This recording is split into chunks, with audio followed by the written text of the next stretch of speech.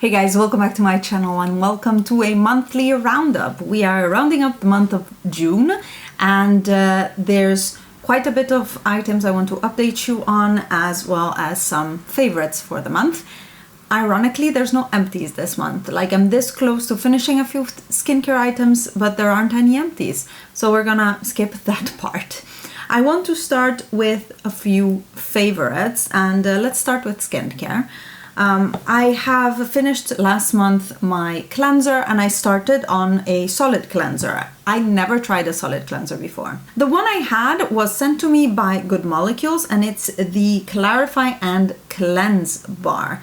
Now, I had procrastinated or postponed starting this because I thought, well, Clarify and Cleanse, it's gonna be a stripping type of soap. I'm not gonna like it. So I waited for like warm weather, my skin being more oily, to start it. And you guys, I am so surprised. It has nothing to do with any bar of soap that you've used in the past.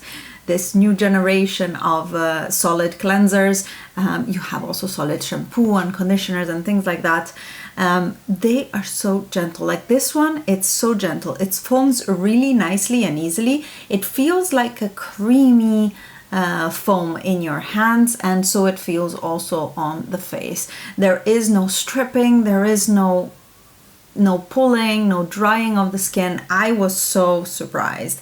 And yeah, I've been using it quite a bit. I keep it in my little dish, which is dirty, but that's because it lives like this in my bathroom.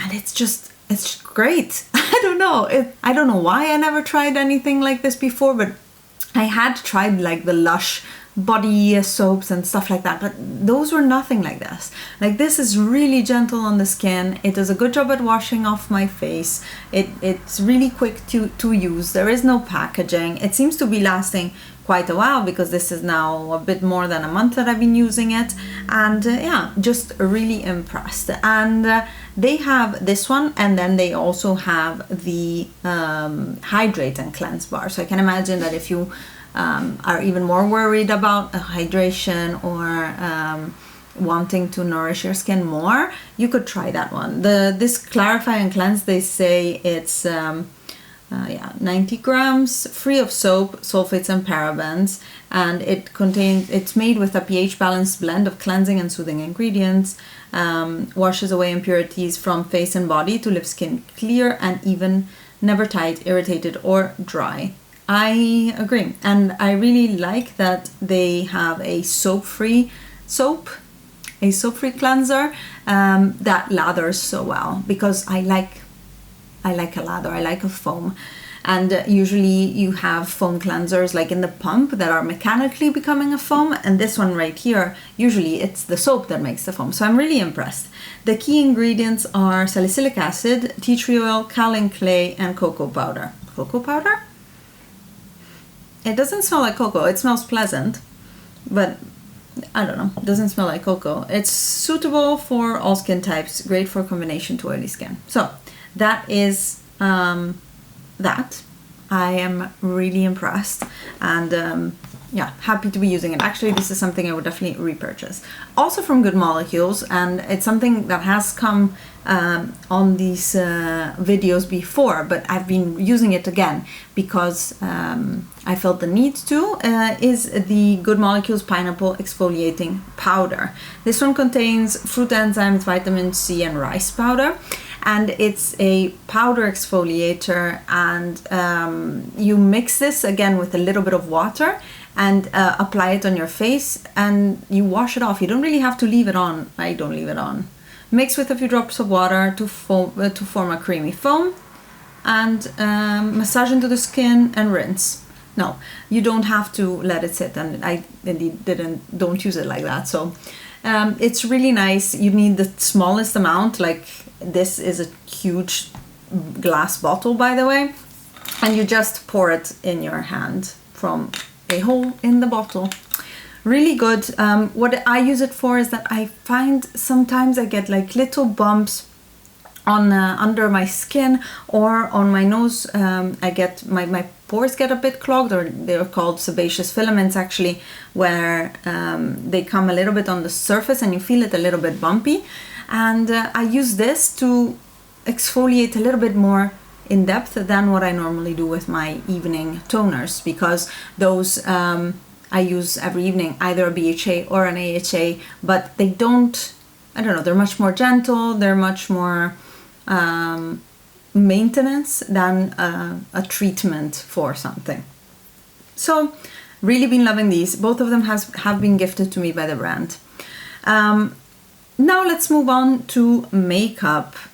I have purchased quite a bit of stuff lately, and some of this is from my previous haul that I did in June, but I also want to talk about one product that I purchased in June, so you haven't seen in a haul, but you've seen a video on. Let's start with this Maybelline Lifter Gloss. Now, I'm not wearing it today, I can put it on. This is supposed to be a dupe to the Fenty gloss. You see there's a big doe foot, and it's similar color, similar concept. It also has a nice scent. The difference I find with this one and the Fenty one is that this is less gloopy. I don't like the Fenty one. I don't think it's as good as everybody. I mean, it sounds like the second coming of Jesus gloss, but I like this better, actually. It's much smoother. It doesn't stick and make, you know, threads when I close my lips, whereas on me the Fenty one does. It applies probably a bit less product than the Fenty one, which is also good, and just really liking it. And it's inexpensive. You can find them on sale at the drugstore, or I got mine from Beauty Bay, I think, and or no, I got it from Douglas. So I actually got it with a 25% off sale. So there's just a lot of options to get these glosses at a good price, and I don't think the Fenty is worth the money compared to these. So that one has been definitely a favorite. Another favorite is the Glam Shop Camo palette, and I expected it to be a favorite, but I also didn't expect it to be a favorite because it contains two marble eyeshadows. Now, if you've seen my Glam Shop swatch party, my last one where I talked about the marble eyeshadows, I don't love the formula because it's quite thick. It's difficult to apply on the eye in a thin layer, and then it goes and creases on me. Whereas these ones are much not gentler. Whereas these ones are, I feel, like a more refined formula, better formula. They are not as thick on the eyes, and they still shine like incredibly. You can see the looks that I created with this one and the swatches on my Instagram account, but overall I really like it. The mattes are okay, but the stars of the show are definitely the shimmers, and I think the color choices are also quite nice. The shimmers are very interesting. This one is the only one that is more of a traditional shimmer. The rest is either a duochrome or yeah, this is also a duochrome. It has a bit of a like darker, warmer base. Just really good palette, especially because on sale it was like 13 euros. I bought it full price, but you could have got it for 13 euros if you wanted it.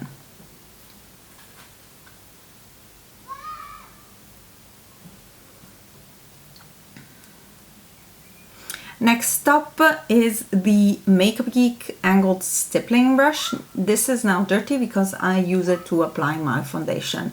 I really like these revamped brushes by them. I didn't mind the look of them before, actually, but yeah, that doesn't matter. They're very nice synthetic brushes. I really like this one. It's big enough, it buffs really nicely. It's called stippling, but it has very, very short stippling parts. So for example, if you compare it to what is a stippling brush from Real Techniques, the stippling part is much taller here and much shorter here. So I actually find that I can buff very well, whereas this one will leave streaks with my thinner foundations. And I've been loving using it, actually. My go-to now foundation brush all month. I really, really enjoyed it. And this was gifted to me by the brand. One more favorite, and that is also a recent purchase, and that is the Pat McGrath Flash 5 lipstick. I got it in a set, and I was a bit upset that it was a mini because I was expecting a full size, and it could have been my fault, but I didn't see it on the website and it looked like the size of the bullet was a big one. Doesn't matter. The color is beautiful. It's a bit like the summer version, or like the lighter, more corally version of Flash 3. It is very pretty in the summer. I use it also to go to work. It's very elegant, and all of these flesh tones, they're nice, and for me at least, a very nice everyday lipstick. It's deep, doesn't really look chalky. The formula is great of her lipsticks, so I'm really happy with it. And Flash 5 has been a favorite, as is Flash 3, but Flash 3 is more of a autumn winter type of lipstick. Next up are two updates, not so great. One is about the Makeup Geek Skin Brilliance Facial Elixir. I showed this in action in a recent Get Ready With Me. I'll link it here in the cards. And I used it again, and to be honest, this is not for me. I wouldn't use this product. It's a illuminating primer, let's say. It comes in a dropper. It's very thin, almost watery, so actually the consistency on the skin is quite nice. It is really more of an illuminating serum rather than a hydrating primer, for example. It gives a little bit of a brightening, lighter sheen underneath your makeup, so I guess it could work for someone else, but I just don't use it. It's not a type of product that I use. I prefer golden glows rather than a more pinky tone glow or like a cooler tone glow. And I understand that it brightens, but I want to look golden and bronzy all year round. So definitely not something for me, unfortunately. I think the formula is okay. It's very imperceptible on the skin. It leaves it a little bit tacky so that the makeup actually grips on it, so I think it works well. It's just if they had a goldeny version, I would probably love it. It's a bit like the strobe cream that has different colors, and I wish they had done different colors of this one as well. So this is just not for me, I am afraid. And the next one is the Elisa Eldridge Elevated Glow. Again, this bottle is getting a beating, but this is just living in my makeup collection. I'm not really traveling with it or anything, and all the gold part is almost completely gone. I'm a bit disappointed by that for the packaging and the looks of it, and for the rest of the product I can confirm my thoughts from my review video, or my first impressions video. I have it on today, and yeah, to be honest, I don't see any blurring or any tightening of the skin, and I do think that the color is not really that dark on me, especially because I like to bring my blush so high, but I don't know. I wish it was as good as the Auric one. This is just, it's just okay. It doesn't blow me away. I had high expectations. It's Lisa Eldridge. I had high expectations, and it's just not that good. I am a bit sad about that. Anyways, I think that will be it for this month's favorites and roundup. There are a lot of products that are coming into the mail to me. I think the last package arrives tomorrow. And then I'll be filming a haul with the things that I bought in June and show you, because I went a little bit overboard, I feel like. I spent all the money that I didn't spend in the rest of the year of my budget. But that being said, I'm a lot of exciting things, and I'm testing a lot of things to also give you a bit more in-depth reviews of them. But in the meantime, there'll be a haul as well. And yeah, I hope you guys enjoyed this video. I wonder, how are you? Are you doing okay? Do you have plans for holiday? I will be going on holiday in 2 weeks, which is exciting. And yeah, I'll make sure for you to have content during that time if I can, if Andrea lets me. And yeah, don't forget to subscribe to my don't forget to subscribe to my channel if you're not already. And I hope you enjoyed this video. I'll see you in the next one. Bye guys.